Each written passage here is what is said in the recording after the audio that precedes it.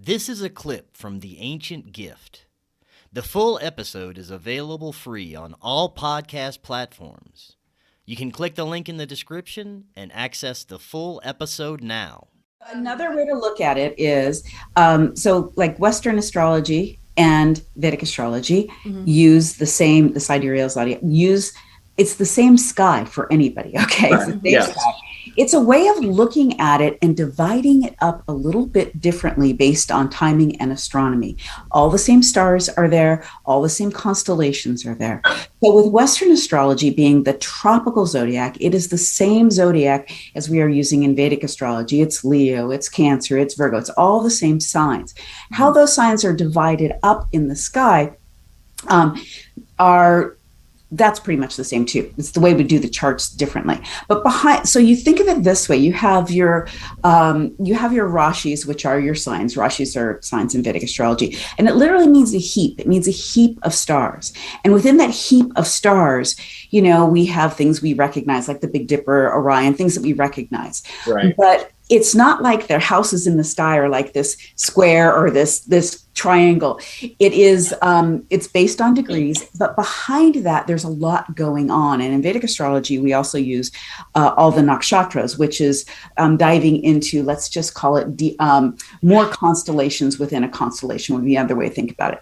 But the real difference is, think of it as a viewpoint. Like tropical zodiac is looking at the sky and dividing it up from a particular viewpoint, and sidereal is looking at it from a little bit of a different viewpoint. That would be another way to say it. We like to say that sidereal zodiac is the true placement of the planets, only because, like, if you look up in the heavens right now, like through a telescope, Jupiter is actually in Aquarius and Mars is actually in Capricorn. There's a whole bunch of planets in Capricorn. In fact, they're all in Capricorn and Aquarius right now. So it's just a different viewpoint. And also in tropical Western astrology compared to Vedic astrology, where Aries starts is 23 degrees difference. And so typically your sun sign in tropical Western astrology is whatever it is in Vedic astrology. Usually your sun sign falls back a sign. I don't know what you are actually, October in Western astrology, but I did your chart, and in Vedic astrology, your sun is in Libra. And the sun is only something we're looking at sort of third down the line, because think about it, the sun only moves every 30 days. The ascendant moves very quickly, the moon moves quickly as well, and this is a lunar solar based astrology. Vedic astrology is. So, we're using the same sky, but we're looking at it from different viewpoints and we're slicing it up a little bit differently, but we have all the same constellations. So yeah, basically in tropical zodiac, everything is basically 30 days, give or take. Whereas in sidereal astrology, correct me if I'm wrong, but Scorpio is only 6 days, and I think Virgo is like a month and a half. No, that's not true. No? That's not true. No. They are it's all sliced up the same. It's actually where the beginning point is different, meaning that what Aries, they like the cusp, like where they say the cusp, like you're on the cusp is just between two signs. Okay, that's yeah. Okay. And the biggest difference is that we have the lunar mansions, we have the nakshatras, and we're really putting a heavy influence not just on the sun, but on the moon. It's a solar lunar system. And so within each of the constellations, there are typically 3 nakshatras that live within 2.5, I should say, nakshatras. So it's like there's another layer underneath that we're looking at the placement of the planets and what that rules and how that relates to the other signs. And it's ruled by a particular sign. So it kind of goes down a rabbit hole and goes into some depth in that way. But there's a lot of crossover. So I think I was I'm sorry. No, you go ahead. No, I was misspeaking. What I meant was when they add Ophiuchus into the zodiac and they rearrange the dates, that's what happens. But I didn't actually mean in sidereal astrology. That's what it was. Gotcha. Okay, so I'm gonna stop. And then when they add the 13th sign, So basically, what I'm hearing is that the even though they share a lot of crossover and they have a lot of similarities, the philosophies, because of where they originated, I would believe would be the main difference in how they're interpreted. If it's I would actually say that there's a lot, not just a lot of crossover. There's a lot of like when we're talking about Leo, or if we're talking about Aries, we're talking in both systems, the energy of that, we're talking about it pretty similarly.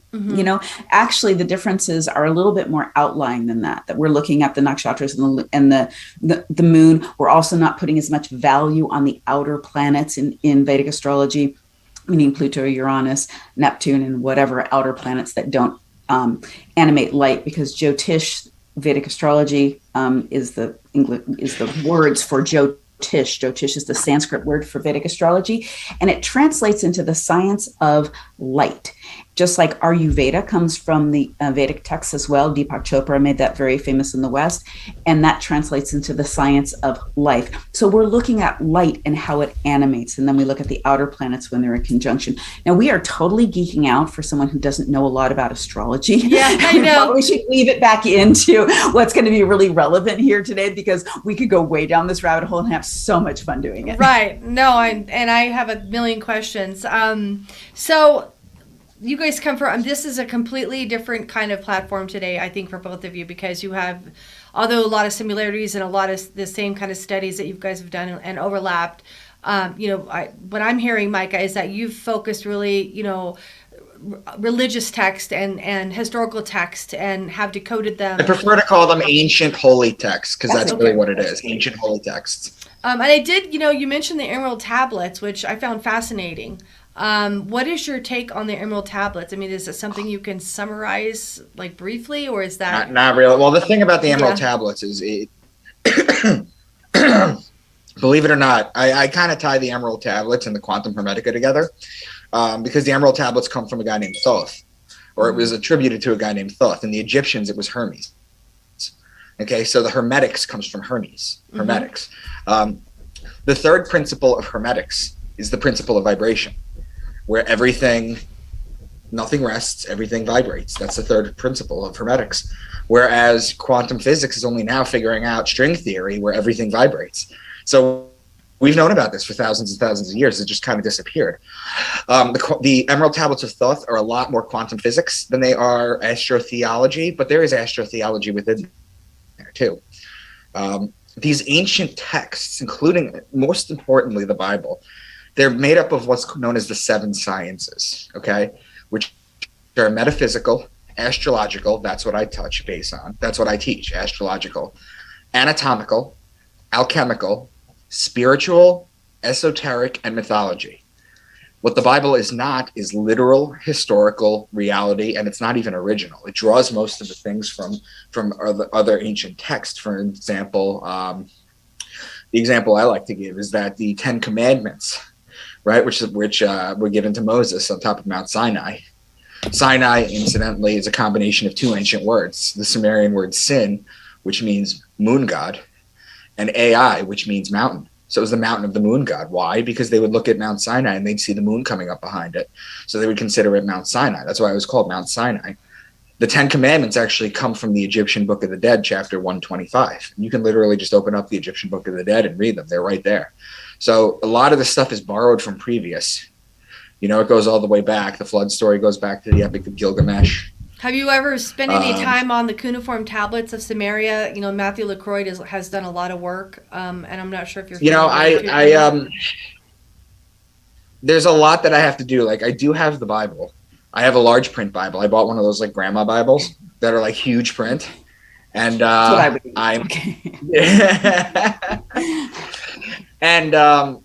I do is I go through. I pick a book. I start from the beginning and I just highlight it when I see the encodings. And from there, I just then I turn it into a PowerPoint presentation, and then I do podcasts on it. Well, to get information. I'm sorry. The reason I ask you is because that was my opening to my rabbit hole. Was driving a few years ago. My awakening was happening, and I heard Matthew LaCroix on a special talking about the cuneiform tablets in Samaria, the Anunnaki, so on. But what I found was really interesting is that he's done a lot of work on researching and not so much him decoding, but him taking the information from certain scientists that have decoded the Sumerian tablets and understanding that in the Eridu Genesis tablet, the book of Genesis exists, and that's a 6,500-year-old, stone with this information, and you both were talking about how this information way predates the Bible. So that's an like we know that, like that's an established thing. I mean, this isn't a coincidence that these, and it's no coincidence that we're going to the Middle East and we're blowing up, faces of rocks that have, information and symbology attached to them that are basically telling us where all this ancient knowledge is, and how we have who we are, where we come from, what our purpose is.